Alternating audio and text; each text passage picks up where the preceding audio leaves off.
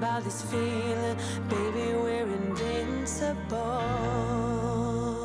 Hi guys, and welcome back to another episode of Rebuilding Notts County. As always, drop a like on the video, that would be tremendous, really helps out the channel. Today, we're starting on the page of our brand new goalkeeper. Okay, so I believe that he has got the mad potential, and that's what we're really that's what we really got here. I should firstly point out that it cost us nothing. He was completely out of contract with his team over in Lithuania, and so actually I don't think they are in Lithuania. It looks like they're actually probably in Scandinavia instead. But we got him for free. I think the actual signing on bonus was like £5,000. So for £5,000, I can't see this being a bad deal for us. In honesty, I think he's as good, if not better, than Luke McGee in a lot of areas. Like, he's very brave, got great agility, great determination, great handling as well, and he's only 19. A long way to improve. My scouts reckon he has the potential to be a Premier League goalkeeper, and that's kind of what we want. Now, his name is Vitalius Paulauskas, but I think I'm just going to call him Vitamin P from now on because I really quite like that. He had a great couple of opening matches. He's made a little mistake here and there ever since, but I think that he could be the long-term guy for us, who's decent-ish now and has a lot of improvement ground, and that's fine by me. Today we're actually going to be doing a single live com because I had a little bit more time, so I actually went past both the games that we were going to do as live com. So today it's actually at home to Birmingham City. Something feels weird with the game. Again, I don't know if there's been an update or not. I had a look and there wasn't one listed in my downloads, but I don't know. It could have been Friday night for all I know, or during the actual when I was recording and stuff on Friday. So I don't know if there's been an update or not, but something feels different about the game. I don't know what it is. Everything just feels a bit like everything's running in treacle. The matches seem a little bit boring. Everyone's missing everything, which is kind of annoying. But there we go. Maybe that's just my imagination. Who knows? Rumours say Guberinic is a huge SpongeBob fan, earning him the nickname Goofy Goober in the Notts County locker room. That would make a lot of sense. Matt, on the night, it's a 3 p.m. kick-up. Yeah, I know. I say on the night all the time. It's basically a cliche at this point, but I can't help it. It's just ingrained in me. When you're looking at the 2D match engine and that, you have no context for when the match is. And I'm not going to actually try and look around and see when the match is. It's just, yeah. Imagine Arsenal Fan TV after your victory at the Emirates. I dread to think what that would have been like, because that game was absolutely brilliant. And we've shown that quality earlier this year. We just can't seem to get the consistency right. Fucking Brentford joining Rackle from last year on Matt's list of clubs to destroy with a vengeance. Yes, it certainly would seem to be the way. Plus Paul Keeble as well. Like, the guy's a traitor. Like, he should have been our player, should have been our future first-team goalkeeper potentially, and he's chosen to join Brentford, probably won't ever actually play for them. So that's his own fault. Screw Paul Keeble. Have been a couple of other signings, so I'll show you those now. First of which is Tor Erik Arntzen, who's gone back out on loan to Levanger over in Norway, a right-back option. However, I have secured a deal for a much better right-back option. He won't be able to join us for like another year, but I think this guy could be genuinely excellent. Not that this guy's bad. I mean, 20 bravery. He's a brave boy. And I also picked up this lad, Boshan Mehmedi, who, honestly, I don't know if we even really should have bothered with him. I don't think he's a huge improvement on that left-hand side, but I just still need a little bit more depth there. So we picked him up £185,000. I'm not sure. He's got a decent length contract, but I'm not entirely sure about this guy, and I think that was a mistake. But the main guy I want to show you is this guy. This is Aitor Zubizarreta, who is going to be joining us from Eibar. £850,000. Now, that is the biggest transfer we've, I think, made on this entire set. No, actually, Mamakon Oz was more. Regret that. That's because this was his release clause. But he's a fullback. He's got solid passing, tackling. He's not great. Thing is, he's got 13 crossing, 10 dribbling, 10 first. He's only 17 years old. Great determination. I think this guy's got mad potential for us. And he won't be joining us for over a year. But for 850 grand, I thought this guy could actually genuinely be something special. So we'll have to see how that one pans out for us. His defensive stats, 6 marking, 7 tackling, 7 heading. I do wonder if he might be better off pushing this guy further up and retraining him as a left winger, because it does appear that he's got most of the attacking side of things rather than the defensive aspect. But great crossing, solid dribbling.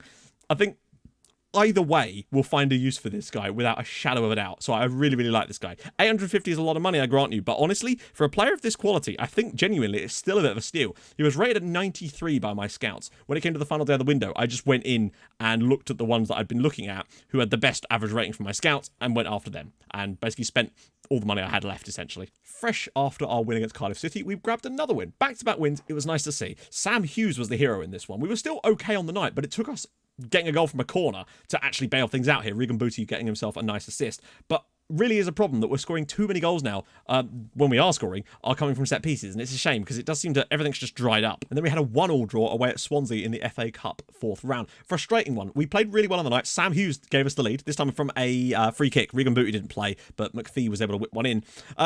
Vitamin P was really solid, made a lot of good stops, but unfortunately, Trevor Linden was played through in the 91st minute. I thought he was well offside, personally, but what can you do? And unfortunately, they were able to equalise, which meant a replay. We then carried that lack of form into the league away at Bristol City. They had a lot of shots from range, but they still had a decent number of shots, and Vitamin P did a brilliant job of keeping them out. I'd argue that we probably were lucky to get away with a point in this one, so to do that was a good sign, but they were a poor team, so really? And we also had an £8 million bid from Stoke City for old Count Truffles, but luckily Sam Hughes convinced him to stay, so that's all good. But then back at home in the league, in the cup against Swansea, we turned it around against them in the tie. 2 goals, Regan Booty, Egil Hermansson, but again, it's like Booty's one was a deflection, and then we scored a goal from a free kick this time from Egil Hermansson. I'm not complaining about us scoring them, but it does concern me the sheer lack of goals we're getting from open play now. It's actually disgraceful how nobody seems to be able to put the ball in the back of the net. And it's not like we're not getting chances. Any time one of our front three basically goes through on goal, they just either miss the target entirely, because that seems to be happening loads more now, or it's just saved because one-on-ones. And it's a shame, but that's just the way it is at the moment. And then we had this absolute menace of a game against Luton Town. 23rd in the league, Luton Town. I went into this one pretty confident about our chances. Unfortunately, they took the lead from a corner very, very early on. They then added another one through, and Benzer on 39 minutes. Then it just got worse in the second half. I couldn't believe that we were managing to be 4-0 down in this game. Dadasov gave another one. We then conceded a penalty, which made it even worse. I could not believe it. And then we finally woke up. Eventually.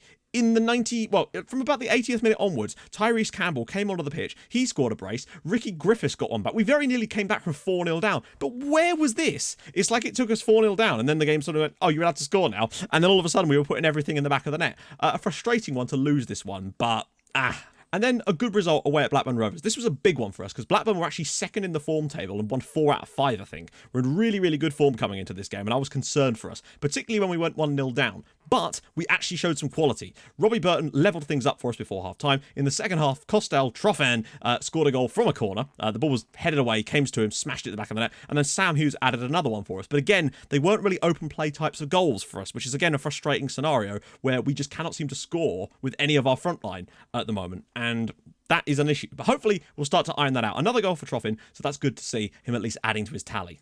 But the problem is quite simple, really. The top two are just pulling away. Leeds have won 5 in a row now and are absolutely flying at the top of the league. Fulham have had a little bit of a stumble as of late. I mean, the fact is, our form isn't even that bad. Like, we've taken 10 points from our last 5 matches, which is actually still really, really solid form. But it just feels bad. I don't know, we just look at it in a lot of these games. And that's a kind of problem for me. We're 1 point clear of Reading now, who are struggling. West Brom had a couple of defeats, but have now really started to pull their fingers out. And QPR have really been falling away, but have finally won a game lately. Nobody's really in good form. Southampton are sort of approaching. But the key thing is we're 11 points of dropping out of the playoffs. It does kind of look, just based on the sort of general stuff, as though we are the third challenger to the Automatics promotion spots. But 5 points back now. I just don't know. We've got a good defence still, but don't know what happened against Luton.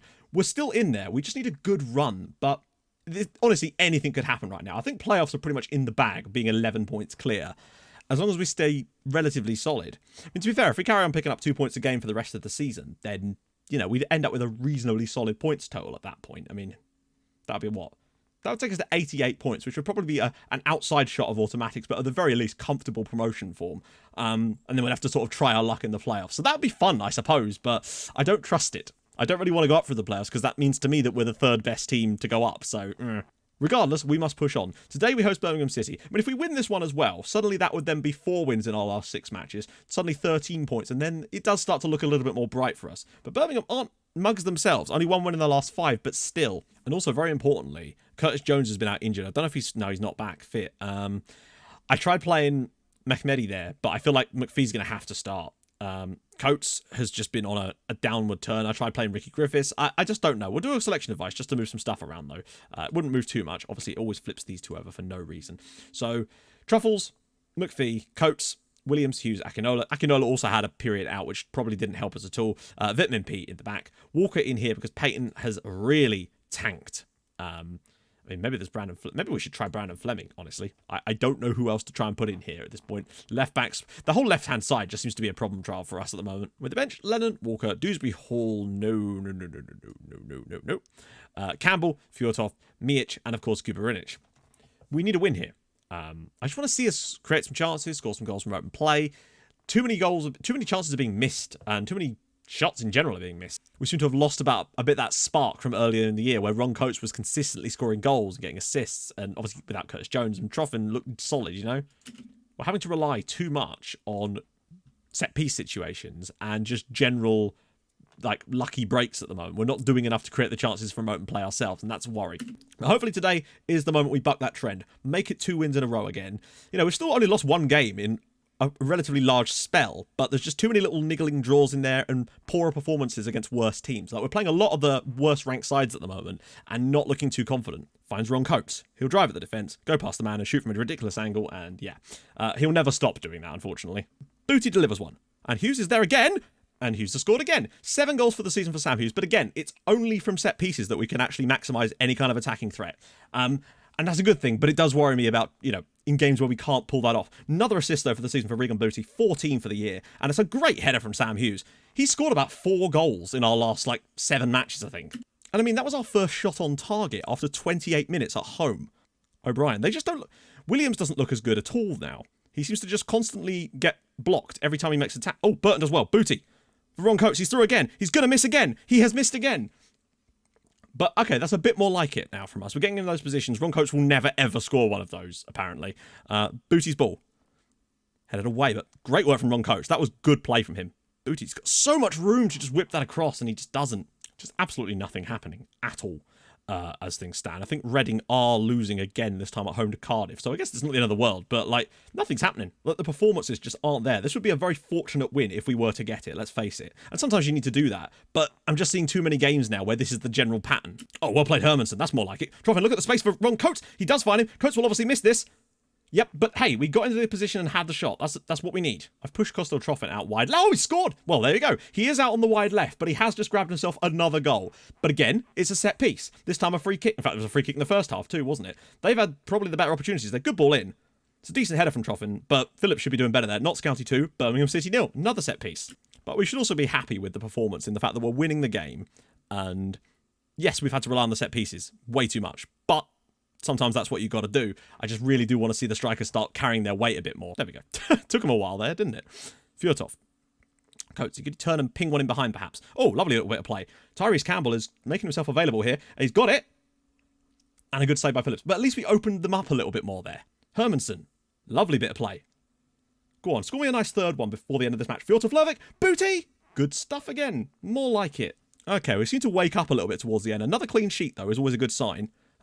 Solid performance in general. Sure, we had to rely on the free kicks to get us the goals, but we did have some opportunities elsewhere. I still think Birmingham can count themselves a bit hard done by in some ways, though. But again, Wigan Booty, another 2 assists. And Blackburn actually beat Fulham by 4 goals to 3, which leaves us only 2 points behind them now. So actually, as far as things have gone in this episode, they've actually gone pretty damn well for us because QPR lost 1-0 at home to Reading.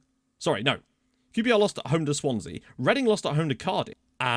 Yeah, very, very good stuff for us. Leeds are starting to really run away at the top, but now we're only 2 points behind Fulham and 4 points behind us now are Reading, who really are starting to fall. 12 points into the relegation, into the playoff spots now. It does look like it's a between us and Fulham now for that final promotion spot automatically. So we're not out of the woods yet. We're still going. Our form isn't actually that bad. Like, Regan Booty's got 15 assists now. Key passes, he's got 99. Like, he's flying away on that one. Chances created. He's created 12 more chances than any other player. His 15 assists is completely valid. I think he could get to 20 this year, and that would be his best ever. I think his best currently ever is 17, and I'm all right with that. And Ron Coates does still have the best dribbling per game ratio. He just needs to contribute a little bit more. You know, 1 assist is not good enough, and 8 goals is definitely better, but he's not scored in such a long time now. I think statistically, he's still having the best season of his entire career. Certainly from a goal-scoring standpoint, but he's actually not contributed any assists other than just the 1. That's one thing he's really dropped off from doing, but that might be because of the roaming position thing we tried with him. So maybe that's not the best idea. It's certainly got more goals out of him, but it's got less creativity out of him by a long shot, so that concerns me a little. Well, double live con for the next episode sounds about right for me. We're going to do Leeds and Southampton, maybe not actually, because that's quite a bit off camera.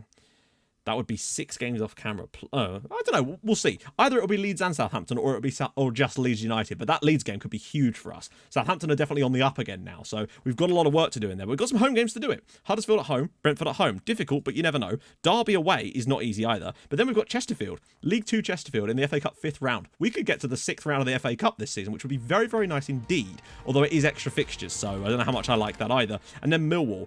I mean, these are a lot of difficult games. 11th, 10th, 9th, 7th, 8th, and then 1st. All top 10 teams, basically, apart from one. So, if you've enjoyed this episode, and I hope you have, we're still on good form. I mean, only one defeat in all competitions for about, 10 matches, or it might even be more than that. So it's not the end of the world, but there's just a lack of consistency in places. Not scoring the 3s and 4s that we were before. Anyway, if you enjoyed it, drop a like, that'd be great. If you're new to the channel, subscribe, that'd be awesome as well. And as always, hold your gun, capybara. I'll see you guys very soon. Thank you so much for watching. Bye-bye.